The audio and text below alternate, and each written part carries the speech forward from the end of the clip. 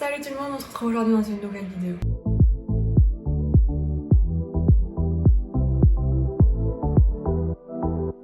Aujourd'hui on se retrouve dans une vidéo de la série de la Lune. Aujourd'hui nous allons parler de l'impact de la prochaine pleine lune qui se trouvera dans le signe du Lion et qui se déroulera le 5 février. Alors comme d'habitude je vais beaucoup lire dans cette vidéo, mais m'en voulez pas, il y a beaucoup d'informations et je ne peux pas tout retenir.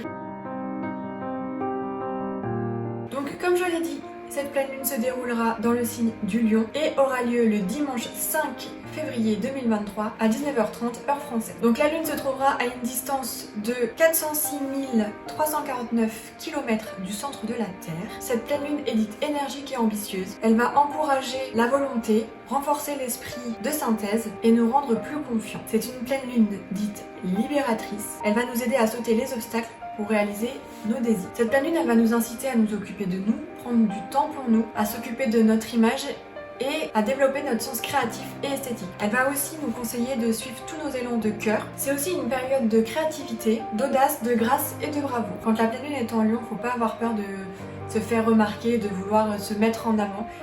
C'est ok. Il faut savoir que le 5 février, donc cette pleine lune en Lion est liée à la planète Saturne, Mars et Uranus. Du coup, ça veut dire que entre arrogance et élégance, nous allons nous affirmer. On va dégager une autorité naturelle pour obtenir ce que nous voulons. Et sous l'influence de ces planètes, nous allons trouver plus facilement des arguments et on va s'adapter davantage à notre auditoire afin de faire passer le message afin de faire passer le bon message. Pendant cette période de pleine lune, on va afficher nos points de vue avec conviction et avec force, mais sans pour autant se mettre tout le monde à dos en fait. Cette pleine lune, elle va nous pousser à agir en fonction de nos désirs à nous, quitte à contourner les obstacles qui vont se mettre justement devant nous, et on va affronter du coup, que ce soit les obstacles ou nos adversaires, avec une bonne tact et avec intelligence. D'un autre côté, sur un point de vue plutôt socio-professionnel, cette pleine lune va faire progresser notre carrière, et ça c'est un super bon point. Donc dans nos projets pro, ça va être le bon moment de rassembler les avis de nos collègues, donc à droite et à gauche, et de faire une synthèse de toutes les idées qu'on aura pu nous fournir pour trouver un terrain d'entente et du coup réaliser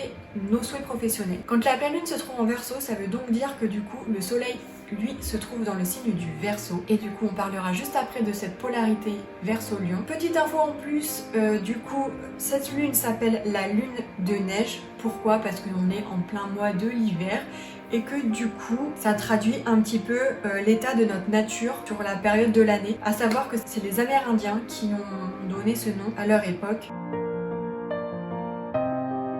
Allez, parlons de la polarité. Donc comme je l'ai dit, la pleine lune se trouve en Lion, donc du coup le soleil lui va se trouver dans le signe du Verseau. Et ça veut dire quoi? En fait on va trouver un équilibre entre tout ce qui est personnel avec le signe du Lion et tout ce qui est impersonnel avec le signe du Verseau. L'énergie de la lune en Lion est l'expression créative de soi et le coup de pouce à l'ego individuel que nous recevons par le plaisir et la romance. A contrario, le soleil qui lui se trouve en Verseau va gouverner tout ce qui va être groupe et amitié.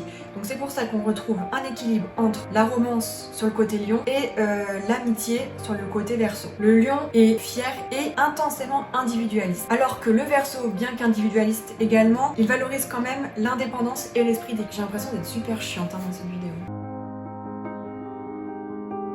Let's go sur les effets de cette lune sur les différents signes. Donc on commence avec les signes d'eau, donc à savoir les poissons, les cancers et les scorpions. Donc pour les signes d'eau, cette phase de lune sera une bonne période, même si elle restera toutefois mouvementée. La situation globale sera quand même stable, donc grâce à l'intuition que ces signes ont, c'est dans leur nature, vous serez capable de ressentir de manière subtile l'humeur des gens. Il sera donc possible d'éviter les virages serrés dans la communication. Du coup, pour chaque signe, donc pour les cancers, vous allez gagner confiance en vous et goût de vie. Vous pouvez faire tout ce que vous aviez peur de penser avant. Pour les scorpions, vous allez être déterminé, que ce soit dans la réussite professionnelle ou dans les victoires amoureuses. Vous allez malgré tout devoir surmonter vos peurs. Le chemin du bonheur est épineux. Donc vous allez être épanoui dans vos relations amoureuses ou professionnelles à condition de vous en donner les moyens. Donc, let's go! Et enfin, pour les poissons, donc une période de repos s'annonce pour vous. Vous allez vous concentrer sur les résolutions des problèmes du quotidien. L'activité monotone est le meilleur remède contre les pensées inutiles. Pour les signes d'air, donc le Gémeaux, le Balance et le Verseau, vous serez confortable durant cette période de pleine lune. Rien ne pourra gâcher votre bonne humeur. Si vous avez une chose préférée, des personnes proches de vous à proximité, toutes les difficultés vont vous être surmontables. Pour les Gémeaux, tout ira, que ce soit maison et travail. L'harmonie règne sur la vie personnelle. Donc vous, c'est parfait. Pour les Balances, vous allez vous intéresser à tout ce qui touche à l'art. Vous avez envie de vous entourer de belles choses. C'est donc le bon moment pour faire un tri dans votre garde-robe et vous offrir une petite virée du shopping pour faire place à la nouveauté. Pour les Verseaux, vous allez regorger d'idées créatives. La source de l'inspiration sera votre famille. Allez, les signes de terre avec les Vierges, les Capricornes et les Taureaux. Donc pour vous, cette pleine lune sera un moment de travail fructueux. Même si vous allez être tenté de paresser un petit peu sur cette période de pleine lune, vous avez un objectif fort en tête et c'est ça qui va vous aider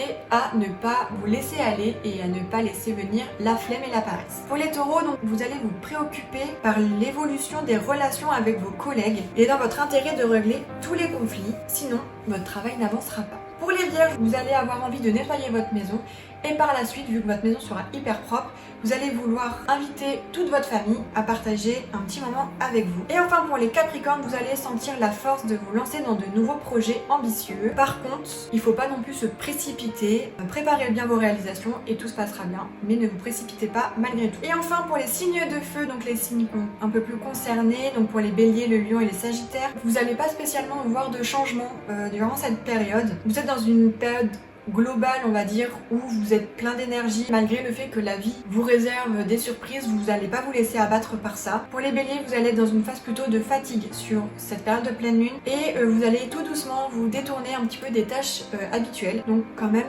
reposez-vous durant cette période. Pour les Lions, vous allez vous sentir désirable et irrésistible. C'est pour ça que vous serez dans une phase de flirt imprudente. Donc vous les Lions, vous allez plutôt être dans une phase plutôt romantique et amoureuse. Et enfin, pour les Sagittaires, vous n'allez pas vous décourager malgré tout ce qui vous arrive dans votre vie. Vous n'êtes pas du tout dans cette optique-là de rester triste hyper longtemps, vous allez hyper vite vous relever. Et même si en ce moment vous avez peut-être des choses à régler, des problèmes à résoudre, vous avez compris qu'il était enfin temps de laisser du lest et de vous laisser un petit peu plus aller, de vous amuser. Mais toutefois, vous avez quand même une grosse priorité sur tout ce qui va être votre famille pendant cette période. Donc vous allez vous amuser, certes, lâcher du lest, certes, mais vous allez aussi beaucoup vous entourer de votre famille.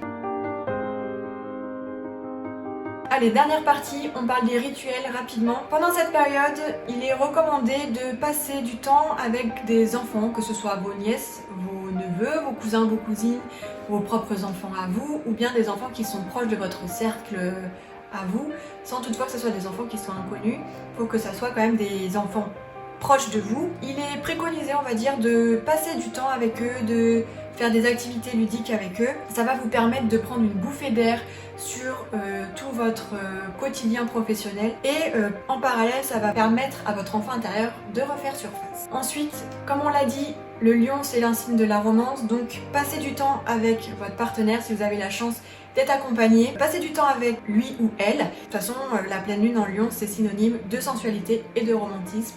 Donc voilà, faites-vous des petits repas, des petites soirées, sortez entre amoureux, ça sera la période propice à tout ça. Ensuite, dessinez, coloriez, peignez, en tout cas tournez-vous vers des activités plutôt manuelles pendant cette période. La créativité est bien présente et ça va permettre de servir d'exutoire pour vous canaliser. Ensuite, faites de l'exercice. Pendant toutes les périodes où les lunes seront dans des signes de feu, c'est là où les signes débordent d'énergie, surtout les lions. Donc c'est le moment d'aller faire un peu de sport, se dépenser, c'est la bonne période. Et enfin, comme la fois dernière, j'avais trouvé quelques petites questions qui permettent de faire une introspection sur soi-même. Encore une fois, je vous invite à mettre sur pause la vidéo, réfléchir à des réponses ou bien écrire dans un petit carnet les questions et y répondre, prendre le temps d'y répondre. Prenez-vous 10 minutes. Voilà, répondez à ces questions qui permettent un petit peu de réfléchir sur soi-même.